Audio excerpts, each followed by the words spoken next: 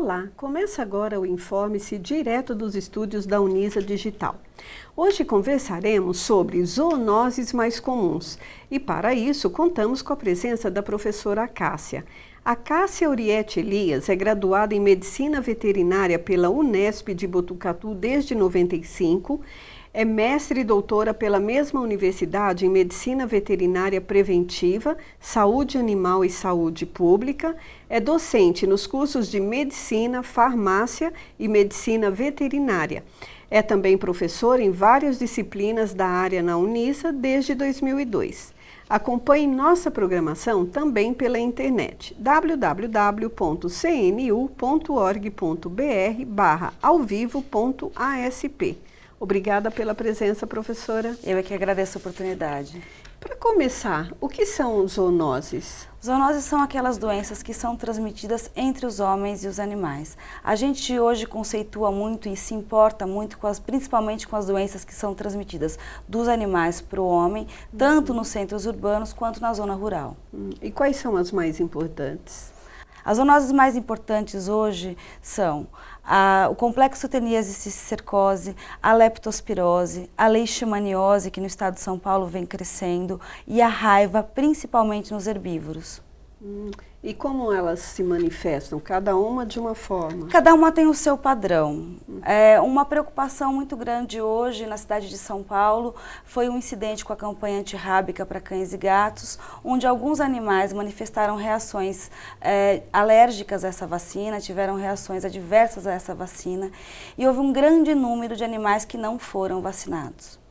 A raiva urbana, a raiva dos cães e dos gatos, ela não acontece em São Paulo há muito tempo. É uma grande preocupação dos veterinários e dos médicos na saúde pública para que isso continue não acontecendo. Então, esses animais devem sim ser vacinados. Foi um problema com um lote de vacina, essa vacina tem que ser administrada anualmente nesses animais. Mas isso foi divulgado na mídia? Sim, isso foi veiculado, a população toda ficou alarmada, porque alguns animais, inclusive, vieram a óbito, cães e gatos.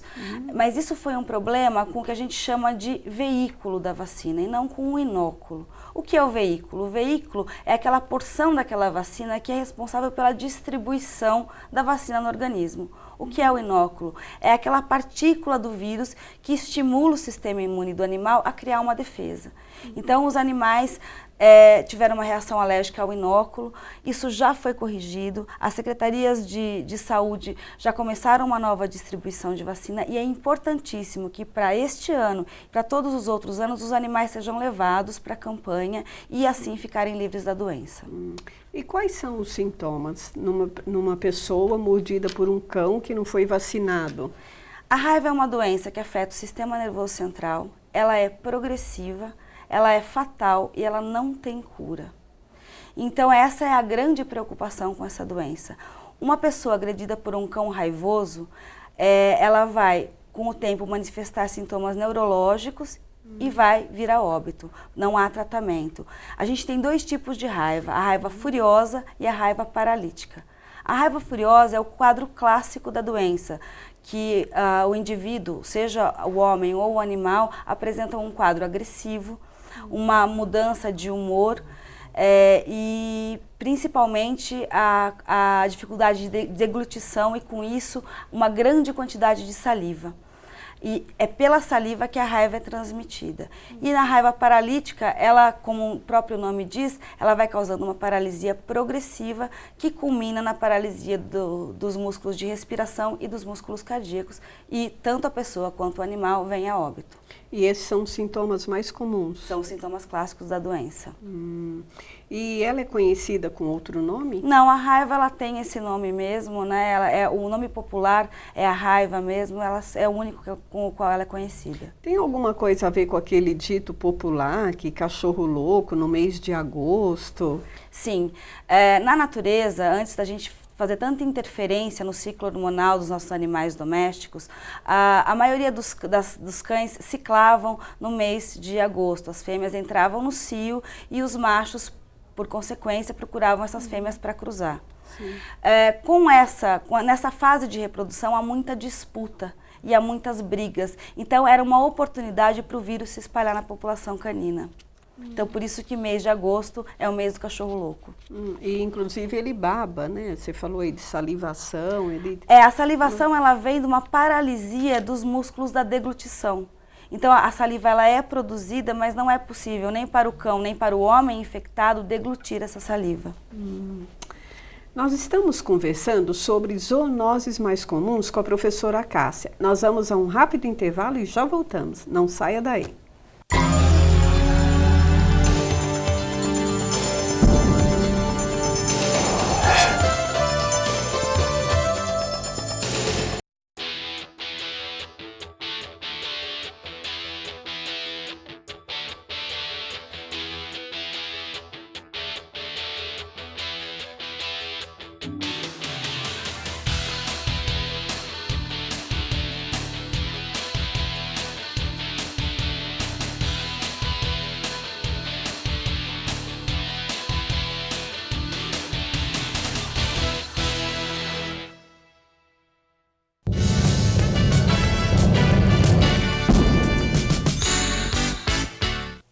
O encerramento da 10ª Semana Farmacêutica da Unisa foi organizado pelos alunos com a intenção de integrar todos os estudantes do curso. Desde o final do ano passado, a gente estava pensando em como transformar a 10ª semana num grande espetáculo que agradasse de todas as formas, tanto no lado acadêmico, que a semana se propõe, quanto no lado de entretenimento. Então a gente correu atrás de todos os patrocínios e todas as possibilidades para trazer para os nossos colegas esse espetáculo que a gente está tendo. Durante o evento, foram prestadas homenagens aos 10 professores selecionados para representar os 10 anos do curso, entre eles o coordenador Fábio Ribeiro da Silva. Foi uma surpresa enorme essa placa que eles me deram. É assim, um momento único na minha vida, um momento que eu não vou esquecer nunca mais. Um vídeo com fotos dos momentos mais importantes do curso marcou a participação dos alunos de todos os semestres, mostrando que as atividades realizadas pelos alunos influenciam em seu futuro profissional. Aqui, eles não são apenas um RA. Aqui eles são alunos com nome e sobrenome e que existe a preocupação com o que eles serão no futuro. Então tudo que a gente faz é pensando neles. O evento terminou com uma festa de confraternização, com pista de dança, drinks não alcoólicos e muita diversão. Eu achei que foi muito bacana, a gente trabalhou muito para conseguir tudo isso, porque nunca se teve uma festa dessa no curso de farmácia. Essa semana a gente teve vários palestrantes de renome até internacional, alguns deles, que são pessoas notórias na profissão farmacêutica. Então nada mais que um evento desse para coroar e ressaltar a energia maravilhosa que essa universidade tem.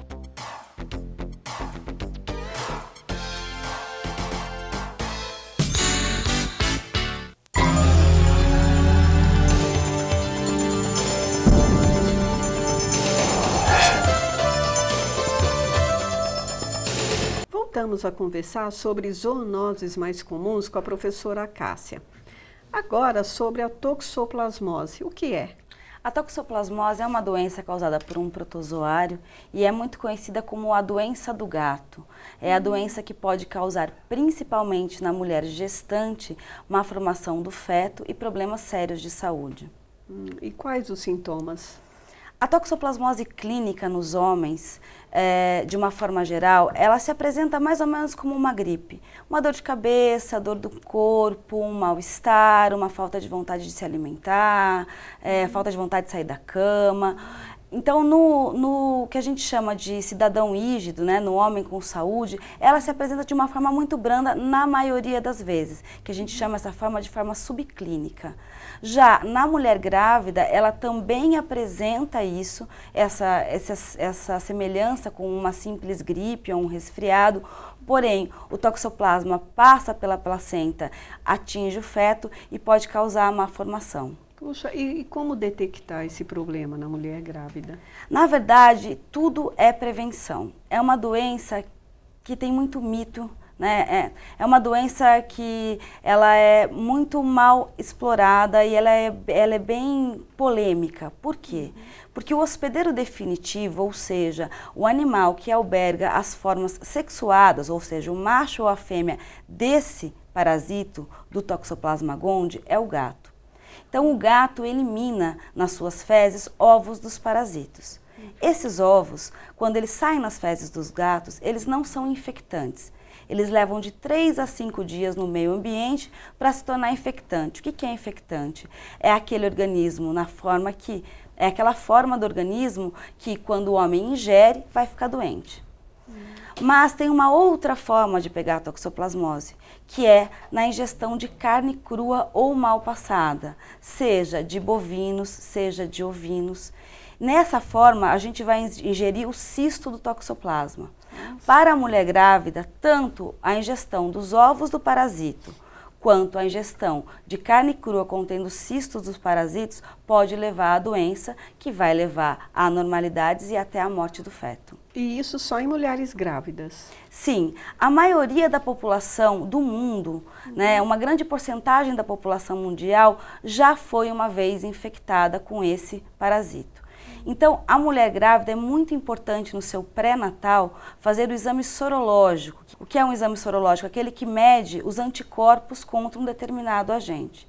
Se uma mulher, no pré-natal, faz a sorologia e detecta que ela já é positiva para o parasito, ela provavelmente, muito certamente, não mais vai se reinfectar. Porque a sorologia nada mais demonstra que você construiu uma defesa contra esse parasito. Mas se ela é negativa ao teste, ela tem que tomar muito cuidado, não só com o contato com o gato, que é o que é mais divulgado, mas também com a ingestão de verduras e legumes crus, que você não sabe de onde veio, que ela não foi ela que higienizou. Por quê? Os gatos podem defecar nessas hortas, esses ovos podem contaminar as verduras e essas verduras vêm para a nossa mesa. E é também por esse motivo que a mulher não pode ingerir carne crua durante a gestação. Você falou que existem muitos mitos, né, em torno da toxoplasmose. No caso, toda mulher grávida, mesmo fazendo os exames preventivos, ela deve se afastar do convívio com o gato ou não necessariamente? Não necessariamente. Por quê? O gato, por sua vez, também só vai eliminar esses zoocistos, essa forma infectante para o homem, uma vez na vida. Pela primeira vez que ele entra em contato com o parasito. Como é o ciclo natural? O gato preda o rato, ele mata o rato, ou ele come carne crua ou mal passada com os cistos, e aí ele vai ter esses parasitos macho e fêmea no seu intestino e vai liberar os ovos nas fezes. Isso só vai acontecer da primeira vez que ele entrar em contato com o toxoplasma. Exatamente como a mulher gestante, nas outras vezes ele não vai ficar doente e ele não vai eliminar os ovos nas fezes. Então, se o gato é domiciliado, ele fica dentro de casa, a mulher provavelmente tem pouco risco de adquirir a doença desse animal. Agora, se é um animal que sai para a rua, que não é totalmente domiciliado, que pode entrar em contato com esse parasito pela primeira vez no momento da gestação, é melhor que a mulher se afaste do gato. Tá. E quais são os casos mais graves nas mulheres? Os casos mais graves da toxoplasmose são em mulheres gestantes, que cursam com anencefalia, ou seja, um feto sem cérebro, ou hidrocefalia, uma formação de coluna, de sistema nervoso central, ocular. E mesmo no indivíduo adulto, não é que ele nunca vai ter uma consequência dessa infecção. Muitas pessoas que adquiriram a toxoplasmose durante a vida têm problemas oculares. Esse é o sintoma mais comum. Sim. E principalmente nas pessoas imunossuprimidas. Nas pessoas imunossuprimidas, aquelas que têm qualquer síndrome que levam a uma deficiência do sistema imune, elas respondem diferente à infecção por toxoplasma. Elas têm uma doença aguda, uma doença severa, que pode inclusive levar à morte. E existe cura, então? Existe cura, existe o protocolo de antibióticos para a doença clínica, mas uma vez que a criança tem uma má formação, é muito difícil reverter as consequências dessa má formação. Eu até consigo destruir o parasito, mas o que foi mal formado não pode ser recomposto. E existe vacina para prevenção? Não existe vacina nem para os homens, nem para os animais. A prevenção da toxoplasmose é manter os gatos domiciliados, fornecer aos gatos apenas ração comercial, nunca carne crua, e tomar muito cuidado na ingestão de saladas ou de alimentos crus que não foram higienizados na sua residência ou que não são higienizados de maneira apropriada e principalmente o consumo de carne crua ou mal passada. Onde é mais comum a ocorrência da toxoplasmose? A toxoplasmose acontece muito nos países tropicais e, curiosamente, ela tem uma distribuição indistinta entre área urbana e área rural, pela facilidade que esse parasito tem de atingir o homem, seja pelo oocisto, nas fezes do gato, contaminando o alimento, ou seja, pela carne de má procedência. E onde é mais comum? É mais comum a ingestão de saladas ou de alimentos crus infectados pelo oocisto do parasita. Não só a carne crua, mas não, os vegetais também. Os vegetais, também. por quê? Porque esse oocisto nas fezes, se o gato defeca próximo a uma horta, quando tem uma chuva ou mesmo no processo de lixiviação natural, esses ovos podem contaminar as verduras. Se a verdura não for bem higienizada, os ovos são veiculados para a mesa do consumidor. Nós estamos conversando sobre zoonoses mais comuns. Nós vamos a um rápido intervalo e já voltamos para o último bloco. Não saia daí.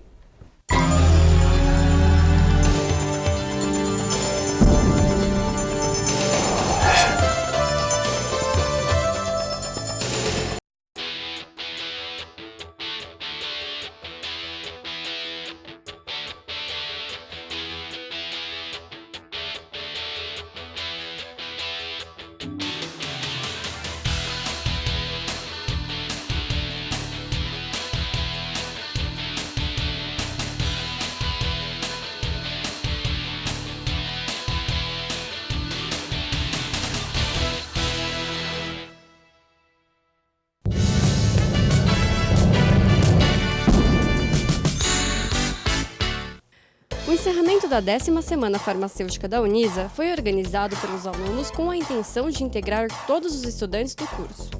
Desde o final do ano passado, a gente estava pensando em como transformar a 10ª semana num grande espetáculo que agradasse de todas as formas, tanto no lado acadêmico, que a semana se propõe, quanto no lado de entretenimento. Então a gente correu atrás de todos os patrocínios e todas as possibilidades para trazer para os nossos colegas esse espetáculo que a gente está tendo. Durante o evento, foram prestadas homenagens aos 10 professores selecionados para representar os 10 anos do curso, entre eles o coordenador Fábio Ribeiro da Silva. Foi uma surpresa enorme essa placa que eles me deram. É assim, um momento único na minha vida, um momento que eu não vou esquecer nunca mais.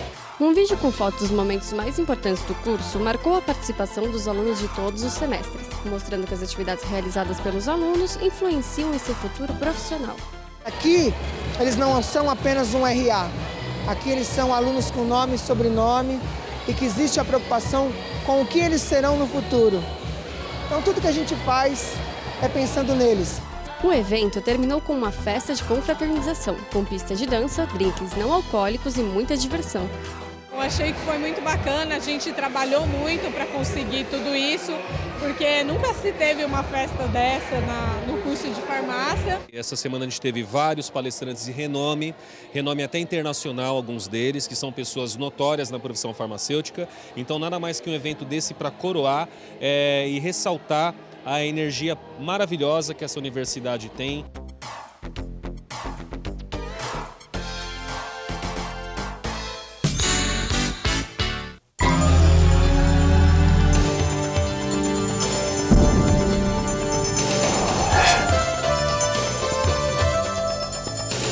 Voltamos a conversar sobre zoonoses mais comuns com a professora Cássia Uriete Elias.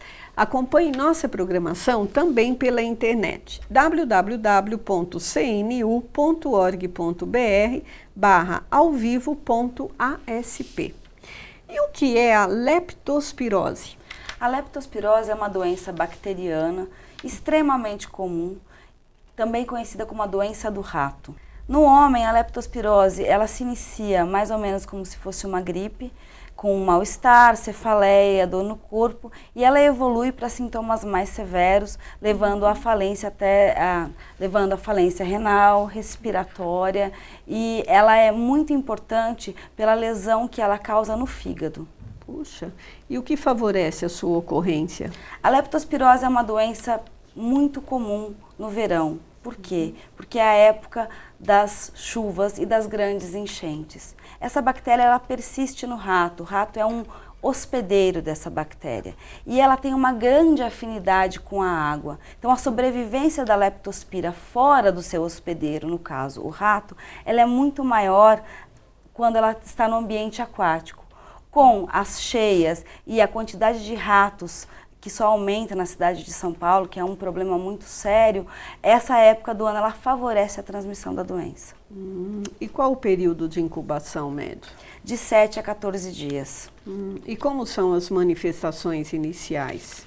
A pessoa é picada, alguma coisa? Não, na verdade a leptospira ela pode entrar tanto pela pele íntegra quanto pela pele lesionada. O que mais acontece? Aquelas pessoas que passam muito tempo caminhando em águas, as pessoas que a doença também é chamada de doença dos plantadores de arroz, porque é uma cultura que é feita na água, né? Durante as enchentes, as pessoas passam muito tempo dentro da água e a pele, com o contato prolongado com a água, favorece a entrada da leptospira. Então, ela está presente na água e tem uma penetração ativa pela pele. E esses casos são mais comuns em que fase? Na verdade, a doença não faz distinção entre homens, mulheres, crianças, idosos. Ela tem uma característica mais do local onde a população vive. Então, os locais mais alagados, com maior infestação de roedores, são os locais onde eu tenho o maior número de pessoas doentes. E manifestações hemorrágicas ocorrem em todos os casos? Não, não são em todos os casos que acontecem. Acontecem nos casos mais severos da doença apenas. E como detectar a doença? A doença ela é detectada pelos sinais clínicos iniciais, por essa gripe, esses sintomas parecidos com uma gripe, dor de cabeça, dor no corpo, que se agravam. A lesão hepática ela leva a um processo chamado icterícia, que é uma alteração da coloração das mucosas. Então ela é bem característica dessa doença e depois pela sorologia, ou seja, pelo aquele exame que detecta se você já entrou ou não em contato com aquele agente e em que fase da doença você está, se você está na fase aguda ou na fase crônica dessa doença. E é uma doença curável? É uma doença curável. Quanto mais cedo instituído o tratamento, melhor o sucesso na cura e menos dano a essa pessoa. E há dicas de prevenção? Na verdade, o que é muito importante na leptospirose é o controle do roedor. O que a gente pode fazer hoje para controlar os roedores na nossa casa? É proteger o lixo. Manter o lixo sempre em latas de lixo bem tampadas. Quando for colocar na rua, não jogar no chão, colocar o lixo no local suspenso. Alimentação dos animais, de preferência, deixar lá a ração dos animais durante o dia, mas durante a noite retirar essa ração, telar as casas e impedir o acesso aos ratos. Porque o rato, quanto maior a quantidade de comida e melhor for o abrigo que ele tiver, mais ele vai se reproduzir. E o custo para um tratamento é muito caro? Não, o custo do tratamento não é elevado, inclusive ele é disponível na rede pública, mas o que acontece mais é o risco de uma lesão, por exemplo, de fígado permanente, que leve, por exemplo, a uma cirrose ou alguma sequela na vida futura dessa pessoa. Mas isso nos casos mais graves? Isso nos casos mais graves ou naqueles que não foram tratados a tempo, diagnosticados e tratados a tempo. E o que a Unisa tem a oferecer para a comunidade? Existem alguns programas dentro do PSF, dos postos de saúde da família, junto com as profissionais de saúde pública, que tanto divulgam as zoonoses, como divulgam as formas de prevenção desses roedores, ou mesmo de artrópodos, de outros vetores de outras doenças, como carrapato, pulgas, mosquitos. Professora Cássia, o que mudou na medicina veterinária nos últimos anos nesse sentido? O que chama a atenção na saúde pública e no controle dos zoonoses hoje na medicina veterinária é a integração entre os outros profissionais de saúde. Hoje o médico veterinário está próximo do enfermeiro, do médico, do fisioterapeuta, e toda essa grande área da saúde, ela se uniu na prevenção das doenças. Com a troca de informações, a população só ganhou, porque hoje ela tem profissionais mais preparados e preparados inclusive para a educação em saúde, que é uma grande prioridade hoje dentro do controle das zoonoses e das doenças em geral. E quais as ações dos médicos veterinários nesta área? Atualmente, as grandes cidades focam o controle dessas doenças e a saúde da população animal e, consequentemente, a saúde do homem nas campanhas de castração, ou seja, nas campanhas de controle de natalidade dos animais. Então, reduzir o número de animais soltos na rua, reduzir o número de animais doentes. Então, os animais todos dentro da sua casa, com sua comida, sua ração. E hoje o médico veterinário está bastante envolvido nas campanhas de posse responsável. Conscientizar o proprietário de que pegar um animal hoje não é apenas ter um bichinho no fundo do quintal. É um animal que vai viver, pelo menos no caso do cão, de 12 a 15 anos e que necessita de cuidados durante toda a sua vida.